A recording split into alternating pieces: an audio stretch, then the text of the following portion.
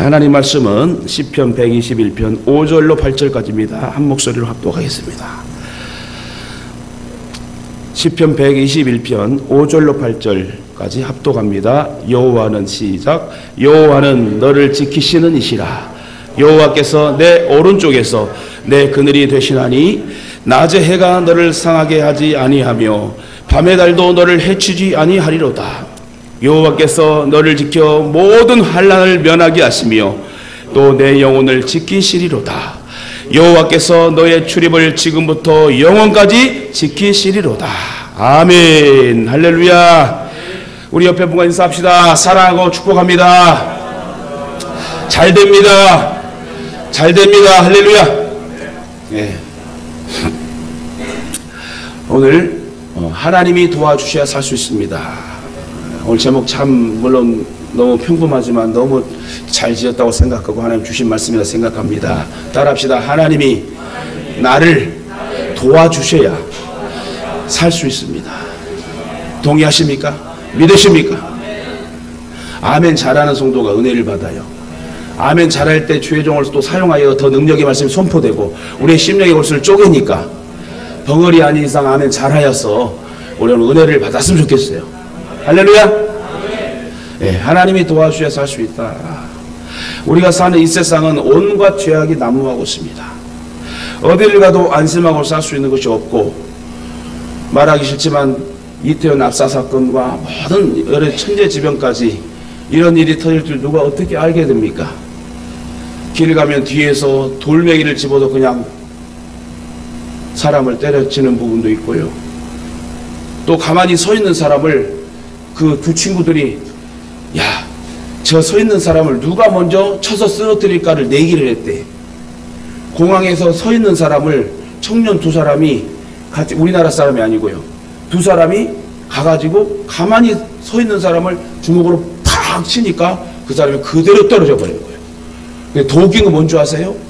그 옆에 있는 이 사람들이 119 구급대 신고도 하지 않고 자기들 할 일만 하는 거예요. 와, 그 영상을 보고 저도 충격을 받았어요. 어찌 저래 사람들이, 이렇게 인간성들이 저럴 수 있을까? 때린 사람이 제일 잘못한 거죠. 내기하여서 져가지고 그래 내가 한 대 때리고 올게. 근데 때렸는데 그대로 꼬꾸라집니다. 근데 공항이면 사람들이 많잖아요. 근데 그 어느 한 사람도요, 이 CCTV를 보니까 119 전화 한 분도 없고 119 그 구조 요원도 그냥 지나버리는 그걸 보고 저도 마음이 참 아프더라고요. 우리가 이런 세상에 지금 살고 있습니다. 예기치 못했던 불행과 재난이 저와 여러분이 언제든지 누구에게나 닥쳐올 수 있다는 거예요. 여러분, 제가 제일 무서워한 게 뭐라고 그랬죠? 저는 꿈에서도 막 나오는 그 쓰나미. 한 10몇 년 전에 인도에서 동남아 쪽에서 쓰나미가 일어가지고 그때 몇십만 명이 죽었습니다.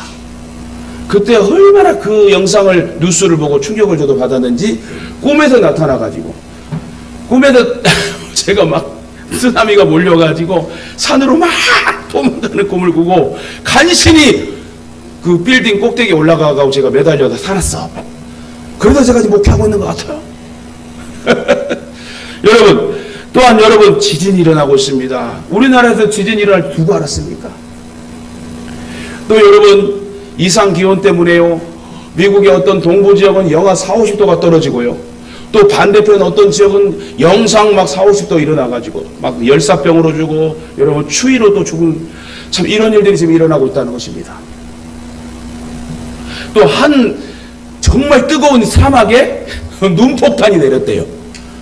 이거 말도 안 되는, 그렇죠? 저는 이런 걸 보고 이런 걸 듣고 보면은 진짜 하나님이 살아계신 거를 느껴요. 인간의 생각과 상상으로 도저히 이해할 수 없는 일들이 지금 일어나고 있어요. 그래서 저는 뭘 느끼냐면, 아, 하나님은 살아계시구나. 그 하나님 앞에 겸손하며 우리가 믿음으로 살아야 되겠다. 자연재해 앞에서 인간이 얼마나 연약합니까? 또 여러분, 우리가 경제적으로 지금 엄청 지금 세계적으로 물가는 오르고 있고, 러시아 우크라이나 전쟁 때문에 지금 수도 없이 전 세계가 고통을 받고 있고요. 모든 물가가 지금 올라가가지고 전쟁이 끝나도 한 3년 정도는, 여러분, 회복하기는 3년 정도 걸린다는 경제 전문가의 의견들이 있습니다. 라면값도 올랐어요. 별게 다 오르고 있습니다. 또 여러분, 지금 또 경제가 전에 우리 한번 닥쳤던 IMF 그 이상의 경제 여러분 어려움이 있어가지고 지금 수많은 사람이 직장에도 여러분 직장을 잃고 일자리를 잃고 상실하고 있습니다. 이처럼 인생의 고난은 누구에게나 다가온다는 거예요. 여기에는 그리스도인들도 예외가 아닙니다. 갑작스레 문제를 만나게 되면 누구나 당하고 어찌할 바를 모릅니다. 저는 그래서 그래요. 순간순간 기도해요. 하나님, 이걸 감당할 수 있게 해주시라고. 하나님께서 힘주셔서 이걸 이기게 해주시라고. 그 기도가 아무것도 아닌 것 같지요. 그런데 하나님은요, 나의 그 연약함의 읊조림을 들으시고 하나님은 내 편이 되어주시고 왼손도 아니고 확실한 오른편에 오른손의 능력의 팔로 우리를 붙들어 주시는 거예요. 사람이요, 진짜 많이 아파보고 진짜 많이 고통을 당하고 사고를 당하게 되면 여러분 얼마나 연약해진 줄 아십니까? 복음도 그래요. 복음도 연약한 자에게, 나약한 자에게 찾아갈 때 그 복음의 역사는 더 배가 된다는 사실. 그래서 오늘 시편 121편은요 우리에게 정말 힘이 되는 말씀이고 위로가 되는 말씀인 줄 믿습니다. 본론으로 들어가서, 그러면 우리가 의지할 분은 누군가? 우리 하나님 한 분이라는 거예요. 누구나 곤란한 일을 당하게 되면 자기를 도와줄 사람을 찾습니다. 부모, 형제나 친구들을 만나서 해결하기를 원해요. 매우 자연스러운 일이죠. 자녀들은 어려운 일 당하면 엄마 아빠면 땡이야. 저런 어린 아이들도요, 엄마 아빠 하면 딱 울어버리면 끝나는 거야. 그럴 때 여러분, 저와 여러분도 곤란한 일, 어려운 일 당할 때 누구를 찾게 됩니까? 하나님 아버지를 찾아야 됩니다. 전화통 들지 말고 걱정, 의심, 발을 동동 구르지 말고 하나님 앞에 믿음으로 구할 때 하나님이 만져주시고 고쳐주시고 싸매주시고 위로해 주심을 여러분 믿으시길 바랍니다. 지금의 저와 여러분의 모든 생각과 환경, 어려움이 주님이 도와주셔서 합당한 열매로 맺게 하실 줄 믿습니다. 믿는 사람들은 자기 가족을 돌아보는 데도 힘써야 됩니다. 그러나 문제는 그들이 계속해서 우리와 함께 도움을 줄 수 없다는 거예요. 내 가족이, 내 부모가 끝까지 영원토록 나와 함께 하지 못해요. 저도 사랑하는 어머니 권사님 계시지만 이렇게 기도해요. 정말 건강하게 오래오래 살게 해달라고 그래요. 순간순간 이런 생각을 해봐요. 어머니가 계시니까 내가 더 힘이 나고 이런 거 있잖아요. 물론 부모님 좀 일찍 소천하신 분들은 죄송합니다만은 저는 그래도 감사해요. 근데 여러분, 아무리 사랑하는 부모님이고 아무리 사랑하는 자녀들도 이별을 해야 되는 거 아닙니까? 영원이란 게 없어요. 그 부모가 살아계셔서 나를 끝까지 도와줄 수 있는 상황이 아니란 말입니다. 설령 우리와 함께 있어줄지라도 모든 재난에서 우리를 도와줄 수 없다. 때로는 도움을 주고 싶어도 그만한 능력이 없습니다. 인간이기 때문에. 사람의 능력에는 한계가 있어요. 그러므로 성경은 시편 146편 3절 4절에 여러분 우리가 읽지 않았지만 방백들을 의지하지 말며 도울 힘이 없는 인생도 의지하지 말지니 그 호흡이 끊어지면 흙으로 돌아가서 당일에 그 도모가 소멸하리로다. 아무도 의지하지 말아요. 오직 하나님만 의지하라는 거예요. 의지하세 의지하세 주지하세. 다같이 구하시네. 구하시래 구하시래 구하시네. 할렐루야. 누구를 의지해야 돼요? 주님을. 언제? 곧 지금 구하시라는 거예요. 오늘 본문에서 시인은 뭐라고 합니까? 내가 산을 향하여 눈을 돌리라. 시편 121편 1절을 보면 내가 산을 향하여 눈을 돌리라. 산을 향하여 눈을 둔다는 말은 더 이상 기댈 곳이 없어진 그런 상황, 적막한 상황을 말하는 거예요. 시인은 당면한 문제를 해결하려고 할 수 있는 모든 수단을 다 강구해 보았지만 역부족이고 할 수 없다는 상황이에요. 그때 그는 좌절하지 않고 산을 향하여 그의 시선을 돌렸습니다. 예전에 영화 한 편을 봤는데요. 전도연 씨가 주연인데요. 어떻게 뭐 잘못돼가지고 외국에 있는 감옥에 갇힌 거예요. 어떻게 한국으로 올 수 있는 방법도 없는 영화의 영화. 그게 이제 제목이 생각이 안 나서 제가 이제 깜짝 생각나서 말씀드리는데, 한국 감옥도 아니고 외국에 있는 동남아 감옥에, 아주 완전히 떨어지는 그 섬에 있는 감옥에 어떻게 헤엄을 쳐도 나올 수 없는 상황, 말도 안 통하는 상황, 억울하게 누명 써가지고 거기에 감옥에 들어가가지고 몇 년 동안 어떻게 하다가 이제 고생해서 나오는 그런 영화의 그런 모습을 제가 한번 여러분에게 소개해주고 있는데요. 혹시나 여러분이 오늘 자유민주주의 국가의 대한민국에서 우리가 예배드리고 찬양하고 누구에게 간섭받지 않고 구속받지 않고 얼마나 행복합니까? 진짜 감옥에 한번 갇혔다고 생각해 보십시오. 얼마나 힘들겠어요. 한번 생각을 한번 해보시라는 얘기예요.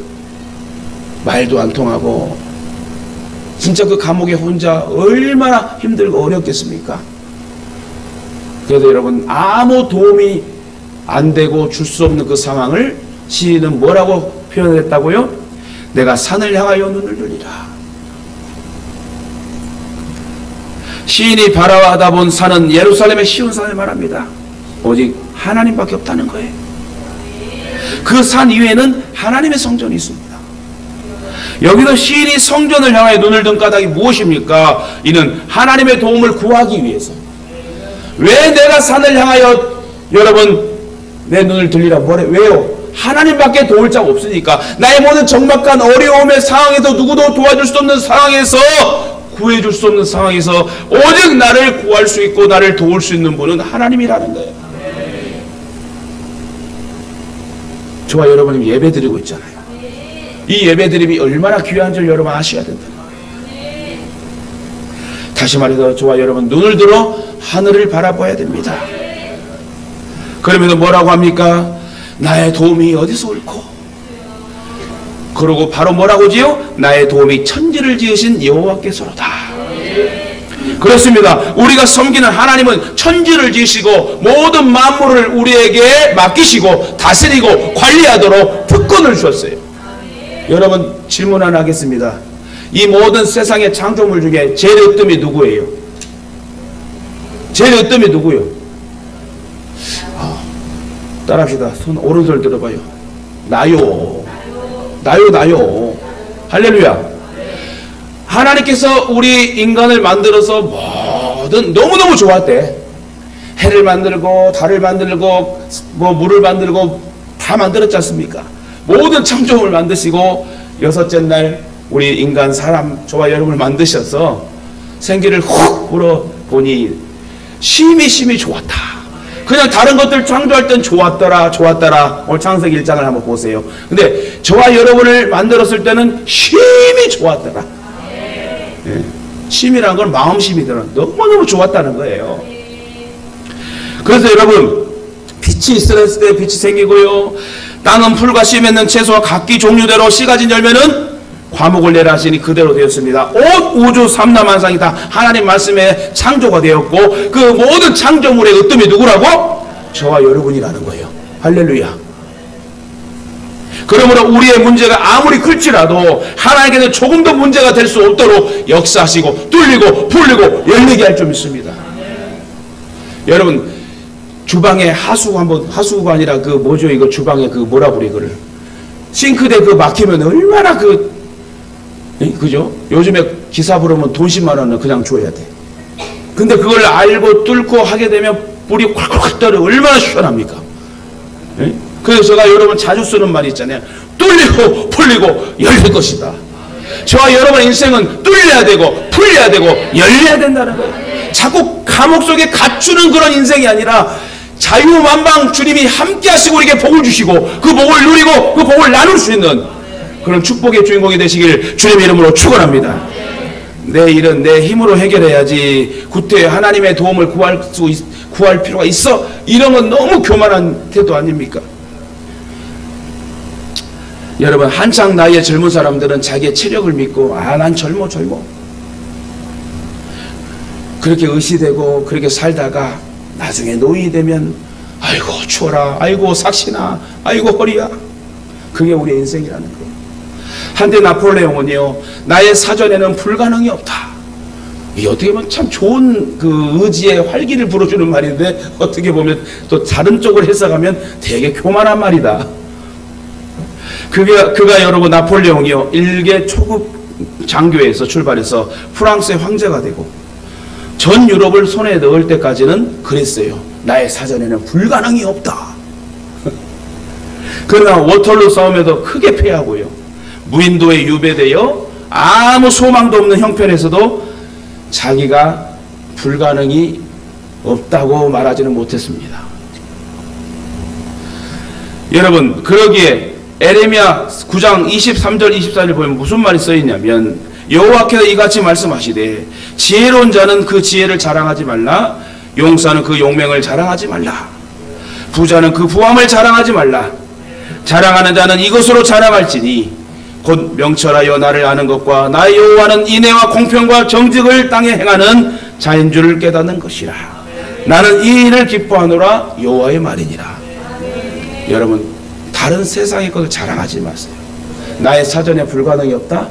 나의 사전에 불가능이 없게 하려면 하나님이 개입하시고 하나님 간섭하시고 하나님이 붙들어줘야 됩니다. 인생의 위기를 만났을 때 그 눈을 땅을 향하고 사람을 향하여 도움을 구하는 사람은 낭패를 당할 수밖에 없어요. 우리는 인생의 고난을 만났을 때 눈을 들어 천지를 지으신 하나님을 바라보고 그 하나님 앞에 나아가 간구해야 되고, 간구에 나아가는 그 하나님 자에게 하나님의 상을 주시고, 그래야 우리에게 소망이 있고 믿음이 있는 거 아닙니까? 유다왕 히스기야 때에 예루살렘이 아수르 대군에 의해 포위됐습니다. 나라의 운명이 바람 앞에 등잔불과 같이 위태로운 지경에 처했습니다. 아수르 왕은 빨리 항복하지 않으면 성을 함락시키겠다고, 도무지 위기를 모면할 방책이 없었을 때에, 이럴 때 다른 왕들이라면 애굽에게 도움을 요청하거나 주변 국들에게 연합을 요청했고 구했을 것입니다. 아니면 아수르 쳐들어온 아수르에게 항복했을 거예요. 그러나 히스기야는 그런 방법들을 택하지 않았다는 거예요. 그는 신하들을 거느리고 성전에 올라갔습니다. 누굴 데리고?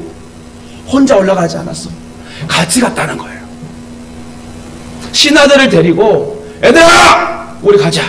어디로? 전쟁에 간 게 아니라 성전에 올라갔다는 거예요. 그러니까 여러분, 지도자가 잘 서야 돼.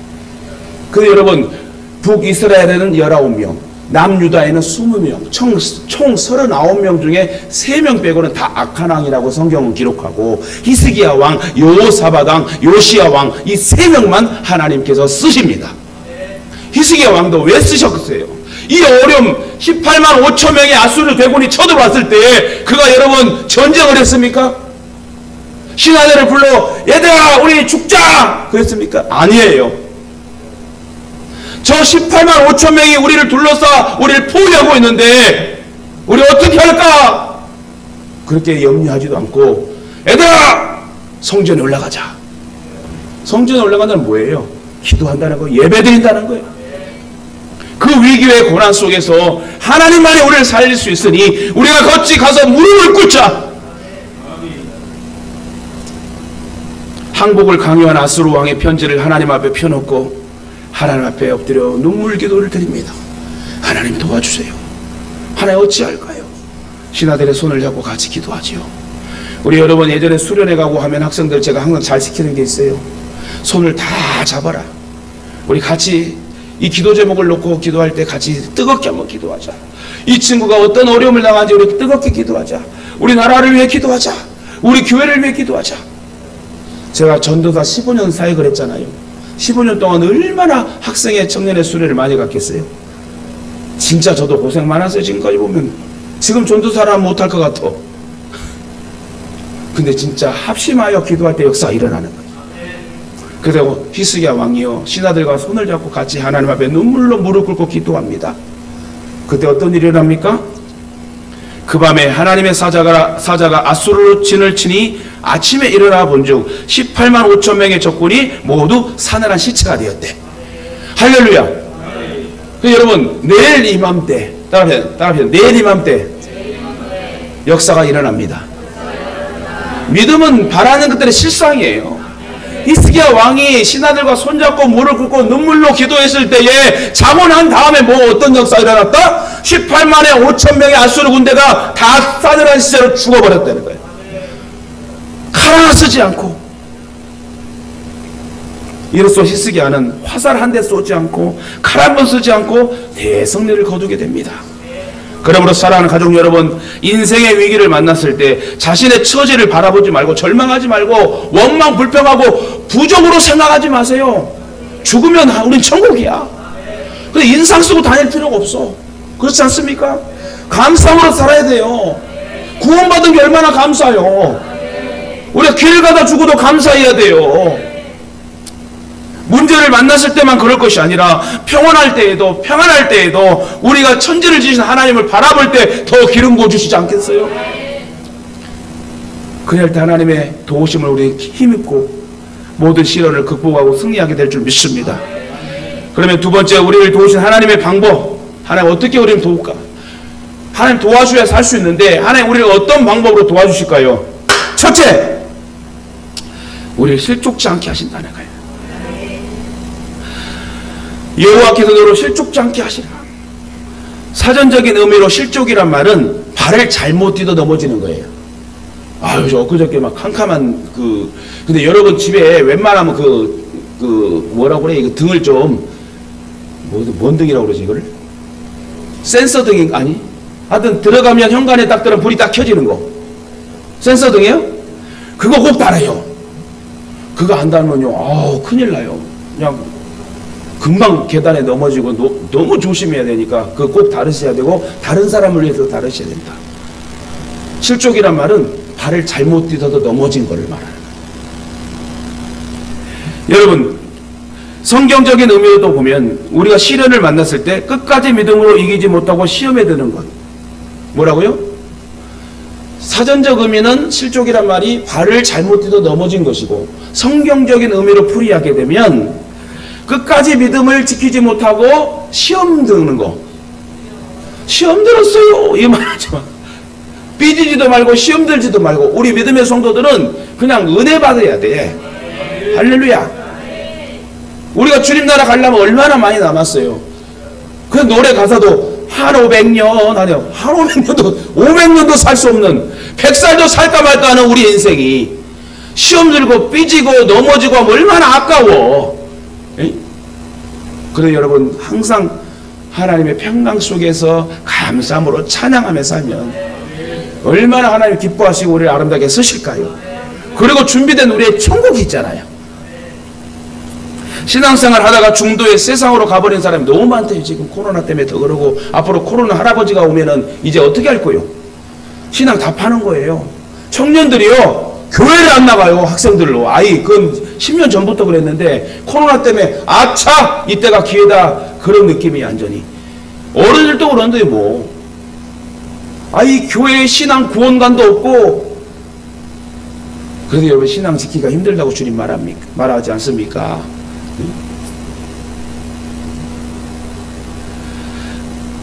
그렇게 되는 이유는 예수님을 잘못 믿기 때문에 그래요. 실족하는 이유는 자꾸 신앙생활 도중에 상처받고 시험 들었다고 왔다 갔다 하면. 근데 여러분, 예배는 특별히 주일 같은 경우 절대 빠지지 마세요. 웬만하면 예배를 잘 드리면 하나님께서요, 여러분이 소속이 어디입니까? 예동 소속이잖아요. 딱 주대를 가지고 내가 은혜 받아야 되겠다, 오늘 이 말씀을 통하여 나에게 주실 그 말씀 붙잡고 내가 꼭 복을 받고 한 주를 이겨야 되겠다. 네. 아니, 왜냐하면 우리는 예동의 소속이잖아요. 그죠? 여러분은 조금 아프고 좀 힘들고 뭔 일 있으면 못 나올 수 있는데 저는 그래도 나와야 돼. 목사니까. 목사님처럼 예배를 드리면 여러분이 더 잘 되지 않을까. 네, 한번 생각해 봤습니다. 여러분, 마치 떡을 얻어먹기 위해서 예수님을 따라다녔던 유대인들과 같이 오늘날도 이 세상 것을 얻을 목적으로 예수님을 믿는 사람들이 있어요. 예수 믿으면 잘 된다, 뭐 건강하다. 요거는 기복주 신앙이 물론 잘 되고요. 예수 잘 믿으면 잘 돼요. 그리스도인의 믿음의 결과는 열매를 했으니까 저와 여러분의 열매를 크게 맺어야 된다는 거예요. 영생의 말씀에는 관심이 없고 그저 현세적인 축복만을 받기 위해 종교를 찾는 사람들, 그런 사람들은 결국 생명의 주님을 믿지 못하고 실족해서 도로 세상으로 가버리고 죽어버리면 지옥 간다는 거예요. 그래서 우리는 복음을 바로 알아야 돼요. 어떤 어려움이 와도 신앙의 본질을, 목회의 본질을 흐트르지 말고 내 자리를 지키는 상황이 된다는 거예요. 여러분, 돈도 벌어야 돼요. 그 돈이 있어야 복음도 전할 수 있어요. 그러나 돈을 벌던 어떠한 상황 속에서 제일 중요한 것은 목회의 본질, 신앙의 본질, 믿음의 본질을 절대 흐트르지 말고 그 자리를 지켜야 되는 거예요. 제가 우리 자녀들한테 요즘 이런 얘기를 합니다. 내가 새벽에 3시에 자든 5시에 자든 일어나는 시간 항상 똑같더라고. 그건 뭐라고요? 책임감을 말하는 거예요. 성실감을 말하는 거예요. 아무리 우리 인생에 어려움이 와도 힘듦이 와도 신앙을 포기하고 도중에 하차하게 되면 누구 책임이요? 하나님 책임이 아니에요. 여러분, 우리가 시험을 당해서 실족하지 않으려면 믿음의 주요 또 온전케 하시는 주를 바라봐야 될 줄 믿습니다. 그래야 할 때 하나님께서 세상의 유혹과 마귀의 시험에 실족치 않도록 우리를 붙들어 주십니다. 잠언 14장 12절에 어떤 길은 사람의 보기에 바르나 필경은 사망의 길이니라. 우리가 자기 지혜를 믿고 행하면 결국 실족하여 패망할 수밖에 없습니다. 그래서 항상 우리가 읊조리며 기도해야 될 게, 하나님, 우린 연약합니다. 우린 부족합니다. 복음성가도 있잖아요. 주여, 우린 연약합니다. 할렐루야. 항상 우리의 연약함을 내려놓고 주님 도와주심을 믿고 겸손히 하나님 말씀을 쫓을 때 역사가 일어나는 거예요. 여러분, 저도 얼마나 건강한 사람인지 몰라요. 초등학교부터 씨름부였어요. 제가 씨름 제일 잘했어요. 전남 도체전도 나갔어요. 여러분, 전라남도 도체전. 힘도 장사했어요. 제가 14살, 15살 때요, 작년 그 아저씨들보다 더 힘이 셌어요, 제가. 사실이에요. 지금도 세요. 여러분, 그래도 하나님이 지켜주셔야 된다. 아무리 피곤하고 잠을 못 자고 힘들어도요, 하나님 능력 주시 하는 거예요. 저도 여러분, 제가 피곤해 보입니까? 살아있잖아요. 하나님이 함께 하시니까. 저도 여러분, 잠 오늘 2시간도 못 잤어요. 그래도 하나님 힘 주시면, 능력 주시면 모든 걸 감당할 수 있는 거예요. 제가 이렇게 하기 위해서 목요일에 어떻게 기도한 줄 아세요? 하나님, 체력 주세요. 힘 주세요. 주의 말씀을 능력 있게 오히려 더 전할 수 있도록 은혜를 주세요. 감당할 수 있도록 해주세요. 그러면 하나님 부어주시더라고요. 하나님, 내가 강할 때 역사하시 않아요. 내가 연약할 때 역사하시더라고요. 할렐루야. 나를 능하게 하신 그리스도, 주의 은혜로 오늘 살 수 있고 하나님 도와주에 살 수 있어요. 그래서 여러분, 눈을 들어 하나님을 찬양하며 바라보는, 그러면 실족지 않게 하나님 보호해 주실 줄 믿습니다. 하나님 또 어떻게 우리를 지켜주십니까? 모든 어려움에서 우리를 지켜주신대요. 너를 지키는 자는 졸지 아니하신다 했어요. 문 밖에 나서면 질주하는 수많은 차량을 대합니다. 여러분, 진짜 무서운 일들이 많아요. 람보르기니, 포르쉐 911, 우리 차도 제가 좋아하지만 요즘 차를 연구를 못 해가지고, 그 수입차들은 방금 두 대를 얘기했는데, 람보르기니는 4억 8천, 포르쉐는 몇억 가요. 어쨌든 젊은이들이 돈 있는 그런 사람들이, 요즘 돈 없는 사람도 그거를 여러분 막 사가지고 막 할부를 막 300~400씩 내면서 몇 개월 타다 인생 한 방이지 하는 젊은이들이 많대. 월세 30만원짜리 살면서 차는 한 6천만원짜리 7천만원 타면서 월급은 200만원 받으면서 자기는 라면 먹고 차에게 다 쏟아부은 사람도 있고. 뭔 말하려고 그러냐면, 젊은이들이요, 대책 없이 사는 사람 많아요. 차량 질주하는 게 보면 자기네들이요, 진짜 거짓말 아니라 이게 내기를, 그런 내기를 하면 안 되는데, 야, 내 차, 너 차 누가 더 빠르니까 각각 보자.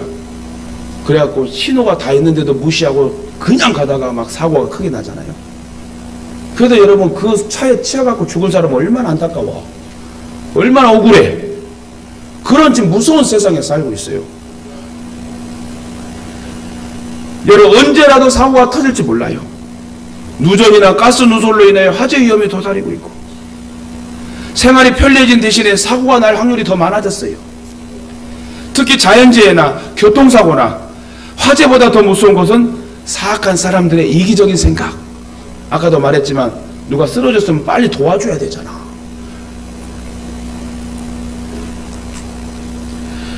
우리를 넘어뜨리고 망하게 만들려는 함정이 도사리고 있습니다. 정말 무서운 시대에 살고 있어요. 인구는 많고 사회는 복잡해지는데 사회 안전망이 재구시를 못해요. 그래도 우리 대한민국이 치안이 제일 최고래, 최고. 필리핀이나 미국은 총 들고 다니고요. 딴뜨가면 뉴스에 나오잖아요. 총기 난사 사건. 얼마나 불안한 시대에 지금 살고 있습니까? 그래도 우리나라는 총기 허용을 안 해도 다 감사한 거예요. 그렇잖아요. 우리 한국 사람들도요, 똘끼 있는 사람이 되게 많아요. 뭐 나라마다 다 있겠지만. 그 똘끼 있는 사람들이 총을 가지면 그냥 팡팡 쌀 거 아닙니까? 너도 죽고 나도 죽고 하는 사람이 되게 많다고요. 그런데 여러분, 술도 있잖아요. 우리 처음에 선교사님 오셔가지고 우리나라 습성이 외국 사람들은 그냥 즐기면서 천천히 대화하면서 교제를 하면서 먹는데, 취하려고 먹는 게 아닌데 우리나라 사람은 한 잔이 100잔이 된다는 거예요. 그래서 기독교에서도 신앙에 술을 금하라, 술을 금하라. 우리 교단은 자체가 술 먹지 말라. 여러 특별히 공황장애 정신 이상자들 너무 많아가지고요. 별 사람들이 다 있어가지고 혼자서 외출도 하지 못하고 불안 속에 살아가기도 합니다. 진짜 정신질환자가 갑자기 똘끼가 생기면요, 가만히 있는 사람에게 막 진짜 해코지라는 그런 일들이 많이 또 일어나고 있어요. 갈수록 정신 이상자들이 많이 생겨가고 있습니다. 그런 어려운 무서운 시대에 우리는 살고 있어요. 그러나 하나님을 믿는 사람들은 이 같은 세상을 두려워할 것이 없습니다. 왜냐하면 전능하신 하나님께서 불꽃 같으신 눈으로 우리를 지켜주시기 때문에. 그래서 시편 91편 1절에 보니 지존자의 은밀한 곳에 거하는 자는 전능하신 자의 그늘 아래 거하는도다. 내가 여호와를 가리켜 말하기를 저는 나의 피난처요 나의 요새요 나의 의뢰하는 하나님이시다. 사랑하는 가족 여러분, 세상을 무서워하지 말고 악인들을 두려워하지 마세요. 우리 안에는 예수 그리스도가 있지 않습니까? 항상 눈을 들어 하나님 바라보십시오. 그러면 하나님께 우리를 지켜줄 줄 믿습니다. 오늘 본문 5절에 여호와는 너를 지키는 자라, 여호와께서 내 우편에 내 그늘이 되시니. 우리는 그늘의 고마움을 절실히 느끼지 못하고 살지만 이스라엘 사람들은 그늘의 고마움을 엄청 느끼게 해요. 엄청 떼학볕에서요, 그늘만 딱 하나 있으면은, 나무가 하나 있어가지고 그 그늘이 만들어지면 엄청난 시원하다는 거예요. 특히 광야에 얼마나 그게 중요한지 모릅니다. 한낮에 쨍쨍 내리쬐는 햇빛으로 곤비한 때에 큰 바위를 만나나 큰 나무를 만나게 되면 아이고 살았다 하고 엄청 시원하다는 거예요. 출애굽한 이스라엘 자손이 광야 생활을 할 때였습니다. 하나님께서는 불기둥으로 구름기둥으로 지켜주시고 함께 해줬습니다.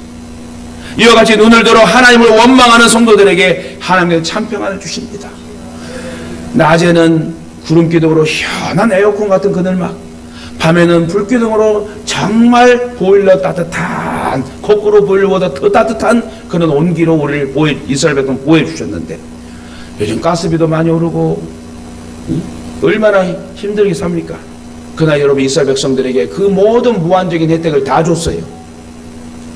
예수님께서는 요한복음 14장 27절에 말씀하시기를 평안을 너희에게 끼치노니 곧 나의 평안을 너희에게 주노라.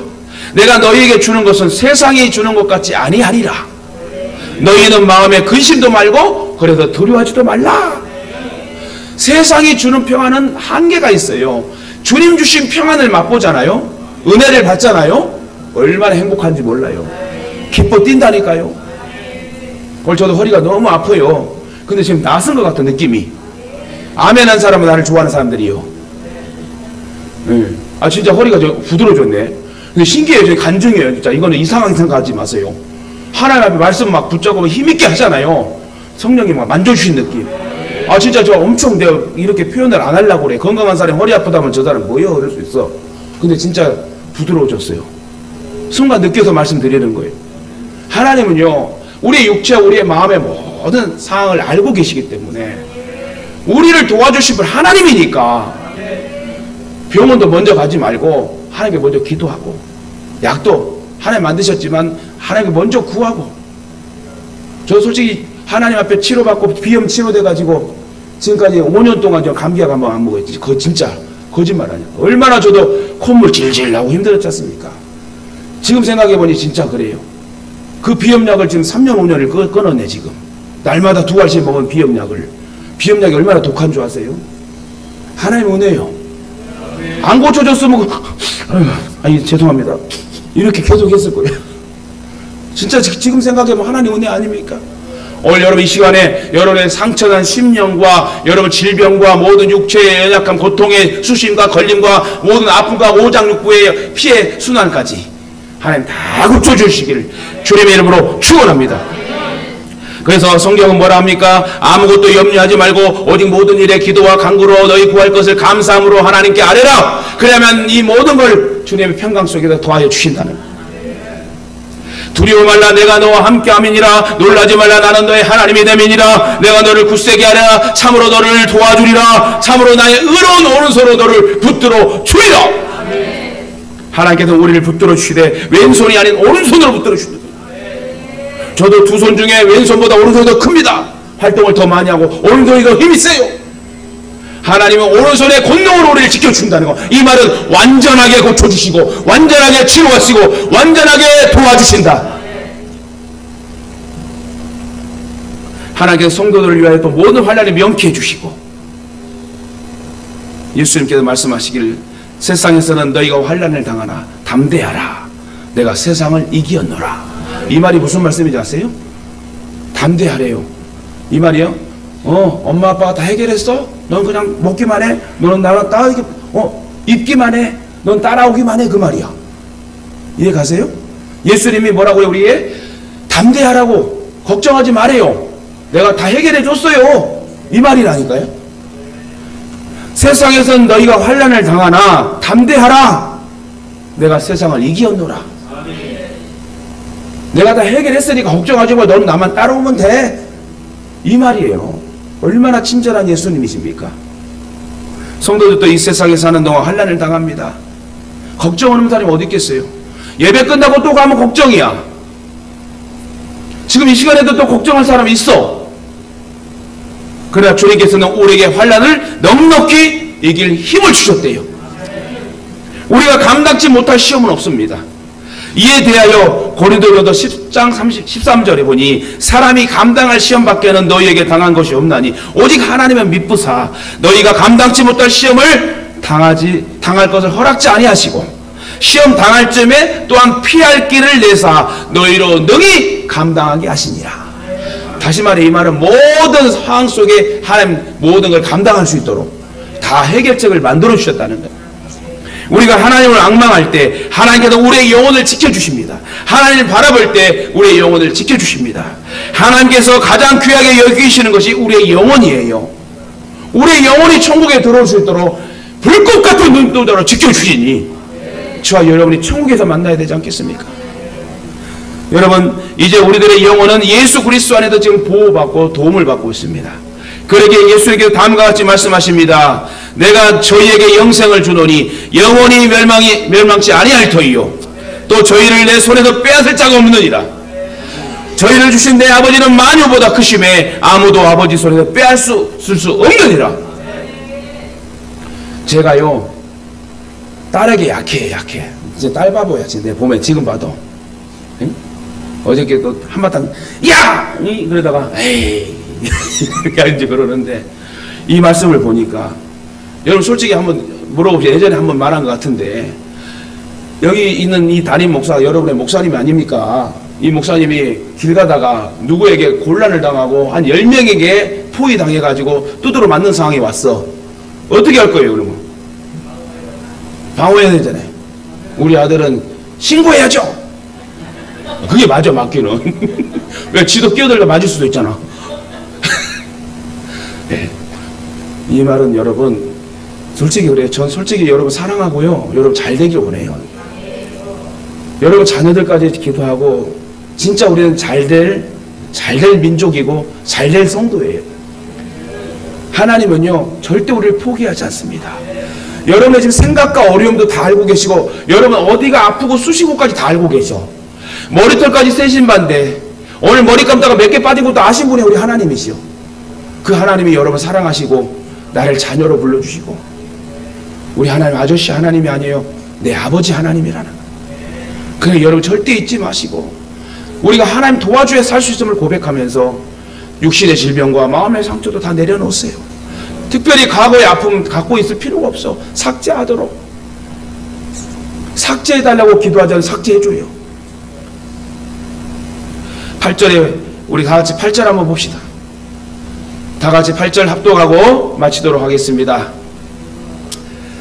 시작. 여호와께서 너희 출입을 지금부터 영원까지 지키시리로다. 아멘. 하나님께서는 우리에게서 멀리 떨어져 계시지 않고 언제나 우리와 함께 하십니다. 그래서 마태복음 28장 20절에 예수님께서 내가 세상 끝날까지 너희와 항상 함께 있으리라 말씀 맺겠습니다. 사랑하는 가족 여러분, 지금 여러분 행복하십니까? 하나님의 은혜에 감사하시길 바랍니다. 하나님의 그 도우심을 구하시길 바라고, 형통할 때나 곤고한 때 핍박을 당할 때나 눈을 들어 우리는 하나님만 바라보십시다. 천지를 지신 하나님만을 바라봅시다. 그래야 하나님의 보호와 인도하심 가운데서 이 항막하고 사악한 이 세상을 이기면서 하나님의 선하심을 복음으로 증거하며 여러분 많은 열매를 맺어서 이제 가난이 떠나가고 모든 질병이 떠나가고 퀄리티 있는 그리스도인으로 복음을 전하다가 주님 부르시면 아멘 예수에 오시옵소서 들림받는 저와 여러분 되시길 다시금 믿음을 가지고 예수님 이름으로 축원합니다.